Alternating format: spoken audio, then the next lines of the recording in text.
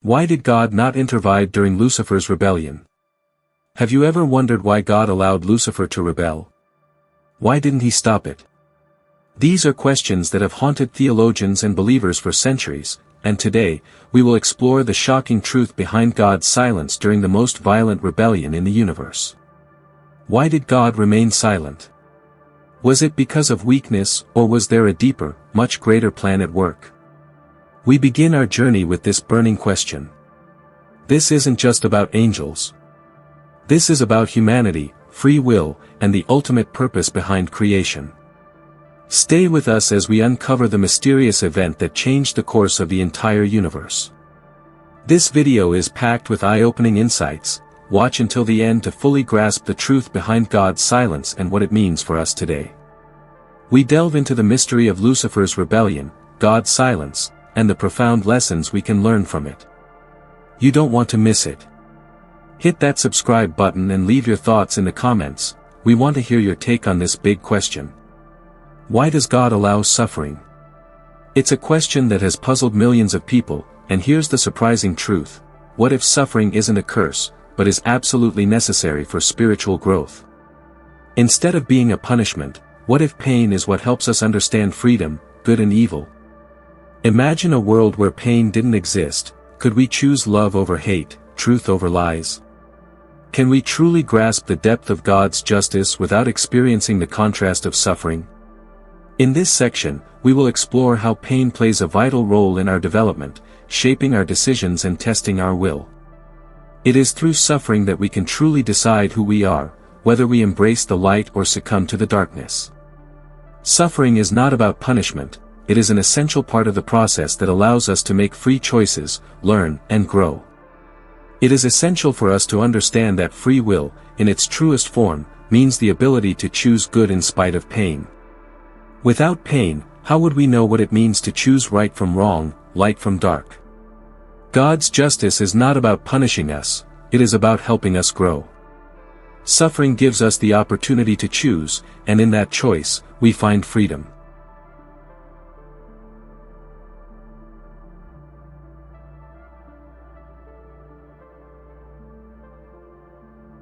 Through pain, we are not broken, but refined. And through this process, we begin to understand God's plan, a plan much larger than we can imagine. Now, let's shift focus for a moment. Lucifer's rebellion has always been seen as a conflict between angels, but what if the larger battle is just heaven? What if the cosmic battle began in heaven, but never really ended there? What if the battle between light and darkness has shaped our reality from the very beginning?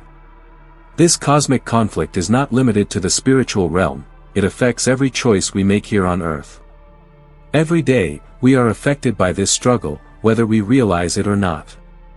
The war that began in heaven is still being waged in our lives, challenging our decisions, testing our faith, and pushing us toward choices that define who we are.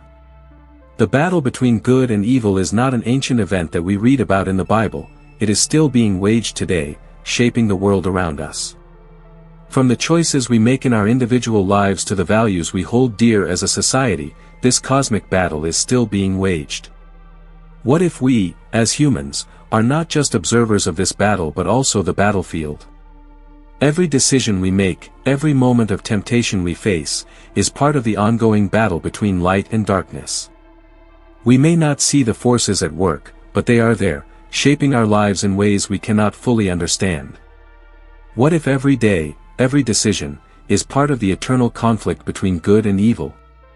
The choices we make today, no matter how small, have implications for the entire universe.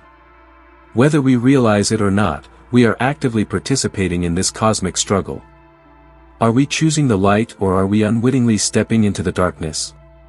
The spiritual battle between good and evil is no longer fought in the heavens, it is fought here, in our hearts, in our homes, in the choices we make every day. The battle is not over. It is happening right now, within each of us. And the decisions we make are shaping the future of this cosmic battle. The question is, where do we stand in this ongoing conflict? Are we aligned with the forces of light, or are we unwittingly being drawn into the darkness? The battle is here, and it is real. The stakes are high, and every choice we make matters. This cosmic struggle isn't just about angels and demons, it's about each of us, choosing every day where we stand in this eternal battle. Every day, we are given the choice to stand up for good, to fight for truth and love. Or, we can choose a path that leads us into darkness, into lies and hatred. The choice is ours, and it has far-reaching consequences. The forces of darkness are always at work, trying to deceive, tempt, and lead us astray. But the forces of light are also there, offering us the opportunity to choose love, truth, and righteousness. We are not passive participants in this cosmic battle, we are the ones making the choices. The path we choose today shapes the future of this battle, and we must decide whether we will walk in the light or surrender to the darkness. This cosmic battle is not just an abstract theological concept. It is happening right now, in our everyday lives. The decisions we make, big and small, have eternal consequences. Every temptation, every moment of doubt, is part of this larger battle. And the choices we make can tip the scales for good or evil. The real battlefield is within each of us. And in every decision we make, we are contributing to the outcome of this ongoing cosmic battle. This battle did not end with Lucifer's fall, it continues to this day, within us, in our world. Every choice we make is part of this eternal struggle. Ultimately, Lucifer's rebellion is not just a story about angels and demons. It is a story about us, about the choices we make every day. Within us, in our world. Every choice we make is part of this eternal struggle.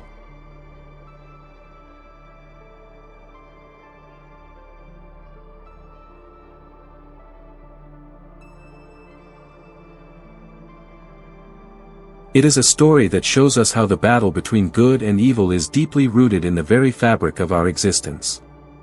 We are all part of this cosmic struggle. And the choices we make today will echo through eternity. Do we choose to walk in the light or do we unwittingly follow the path of darkness? The choice is ours, and it is a choice we make every day. The battle between good and evil is not over. It continues, and we are the ones who will decide its outcome. So, once we understand that this battle is not only taking place in heaven, but also in our own lives, the next big question is, when the battle between good and evil finally reaches its climax, what does that victory actually look like?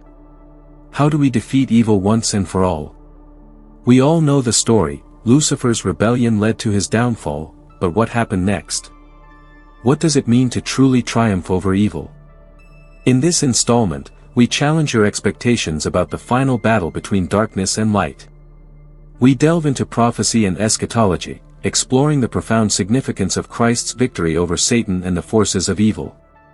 How does this cosmic victory impact the future of the universe? What does it mean for us, here and now? The final battle is not the end, it is only the beginning. Christ's victory is not just a past event, it is a promise that continues to shape the course of humanity. Christ's victory marks the beginning of the restoration of all things, where good finally triumphs over the evil that has plagued humanity for centuries. But this victory is only the beginning. The forces of evil may still exist, challenging us at every turn, but light will always prevail.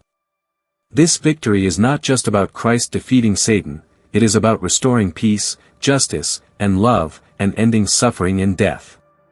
The final victory is the beginning of God's perfect kingdom, where light reigns and evil has no place. The real challenge now is how we live that victory in our daily lives. How do we stand firm against evil, knowing that victory is certain for us? Let's consider a surprising twist. What if Lucifer and his followers could be redeemed? Is there hope of redemption even for those who led the greatest rebellion in the universe? Could the mercy of God that Lucifer rejected be the mercy that restores even the most fallen of creatures? This section explores the radical idea that even fallen angels are not beyond the reach of divine grace. Can they be forgiven by God, and if so, how? What does this say about forgiveness and redemption? The answer may surprise you. Redemption is not just for us, it is for all who turn to God. Even those who have rebelled against God, causing so much pain and suffering, can experience His love.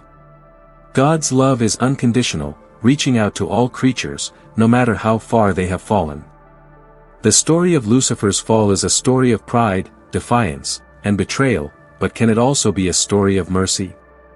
Can God's grace restore him and his followers? Redemption is not just about second chances, it is about radical transformation, renewal. Even the greatest fallen angel can experience a restoration to their original purpose. That is the power of God's love and grace. Not just forgiveness, but radical change, the ability to turn away from darkness and return to light. God's mercy is limitless. If it was true for Lucifer, it is true for us. No one is beyond redemption, no matter the depth of their sin. That is the beauty of God's grace, always available, always transforming. When we think of redemption, we often think of humans, who can repent and seek God's forgiveness. But what if redemption extends beyond us? What if even fallen angels have a chance at restoration? This is the heart of God's mercy. He does not abandon anyone. No matter how far we have fallen, God's grace is always there. The story of redemption is a story of hope, a story that says no one is beyond the reach of God's love. The question is, will we accept that? Will we turn away from darkness and step into the light? Victory over evil is assured. We must live in that victory and help others see the light. We must carry the message of God's mercy, not only for ourselves but also for everyone. The final victory is here, now it is our turn to step into it and spread it to others.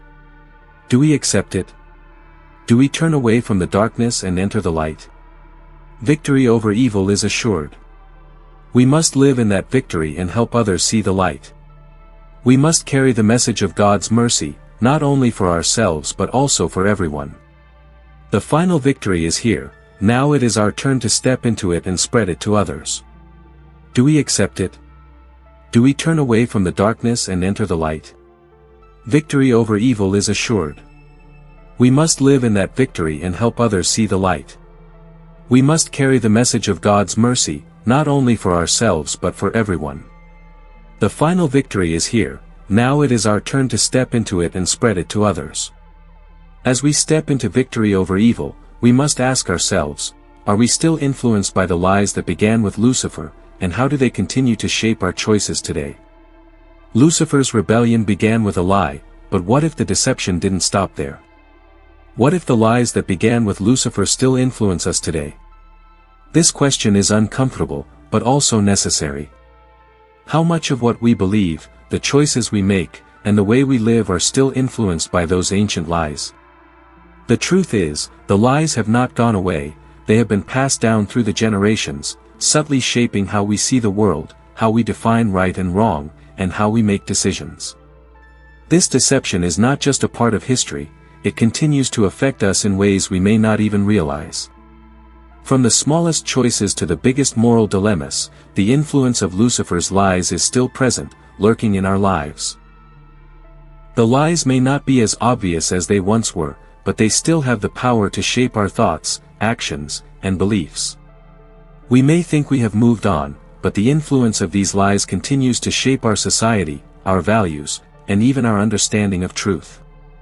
So we must ask ourselves, are we still being led astray by these age-old lies? How much of what we consider truth today is still tainted by the lies that Lucifer started so long ago? This section challenges us to face these uncomfortable realities and consider the depth of the deception we are living through. It is time to ask the hard questions and face the truth about how deeply ingrained these lies are in our world. While Lucifer and his followers rebelled, God's response was silence. Why did he wait? Why did he not intervene immediately? Was this silence a sign of weakness, or was there a deeper, more powerful reason behind it? God's silence in the face of rebellion is often seen as a form of passivity, a lack of action in the face of evil. But what if that silence is not weakness? What if God's silence is the most profound and strategic action he could have taken? What if in that silence, he was protecting something far greater than we can comprehend, our free will? This section delves into the very nature of divine justice and explores the possibility that God's silence is not passivity but part of a larger plan. If God's decision to remain silent was intentional, what about allowing his creatures, angels and humans, the freedom to choose their own paths? Without the ability to choose evil, is there really any true love or loyalty? If God acted immediately to stop Lucifer, he would be depriving his creatures of their freedom to choose. God's silence is not about inaction, it is an expression of the deepest love and respect for the freedom he has given his creatures. In that silence, he has allowed his creatures to choose between good and evil, to choose love or rebellion. By waiting, God has respected the freedom he gave his angels and then us. This silence protects our ability to choose, and in doing so, it has laid the foundation for true love and loyalty. God's silence is not a sign of weakness, it is the most powerful form of love because it allows us to freely choose him. It is in that choice that we find our true purpose, our true identity. Silence is not just waiting for the right moment to act, it is creating space for free will to exist. The moment God intervenes and forces obedience, he takes away the very gift that makes us human, the ability to choose.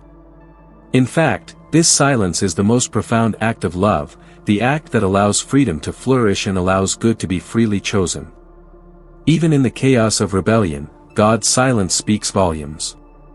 It speaks of trust, love, and freedom. It is a silence that reflects the deeper truth of God's justice, a justice that respects freedom, values choice, and creates space for redemption. The question is, what does that silence mean for us today? Do we live in a world where silence is still part of God's plan? Are we waiting for the moment when God will intervene in our lives, or are we called to step into our own freedom, to choose for ourselves and to let God's love choose freely in our hearts?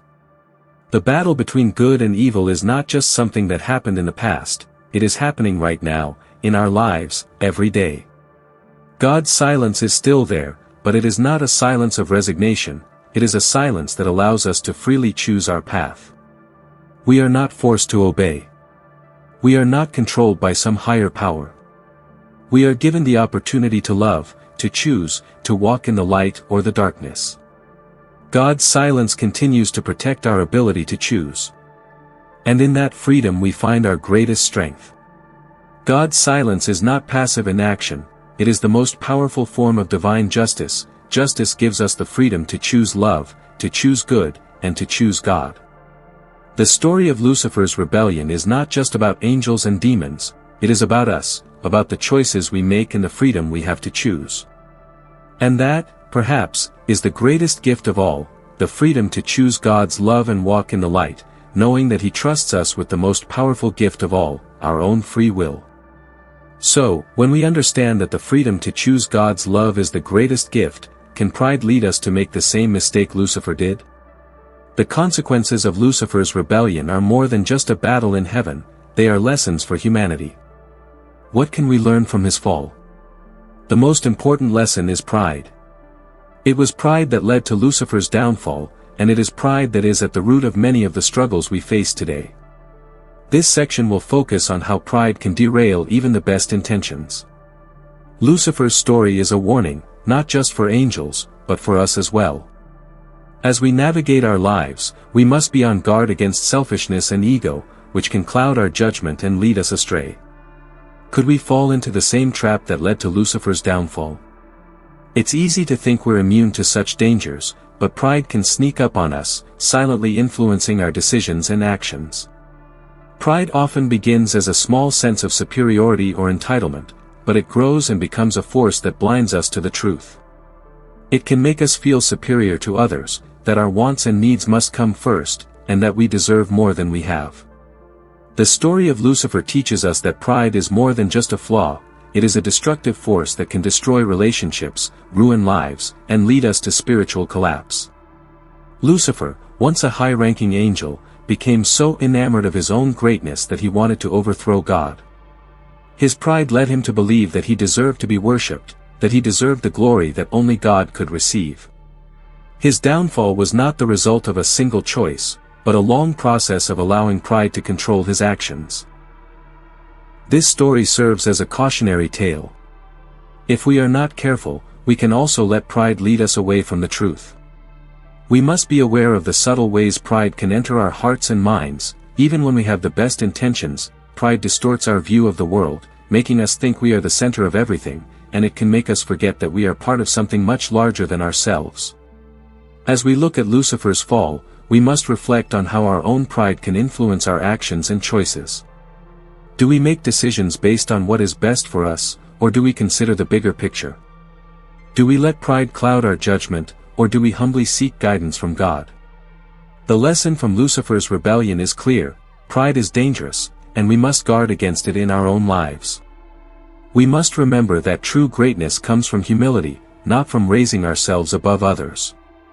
When we are humble and seek God's will, we align ourselves with truth and we avoid the pitfalls that led to Lucifer's fall. So as we move forward in life, we must continually ask ourselves, is pride guiding our decisions or is humility guiding us toward the light? The choice is ours, and the lesson from Lucifer's rebellion is a powerful reminder to choose humility over pride.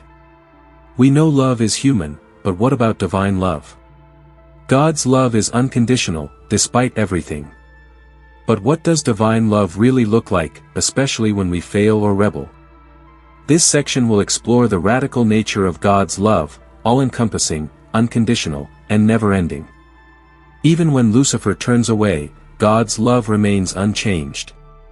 This is the nature of divine love: it does not fluctuate based on our actions.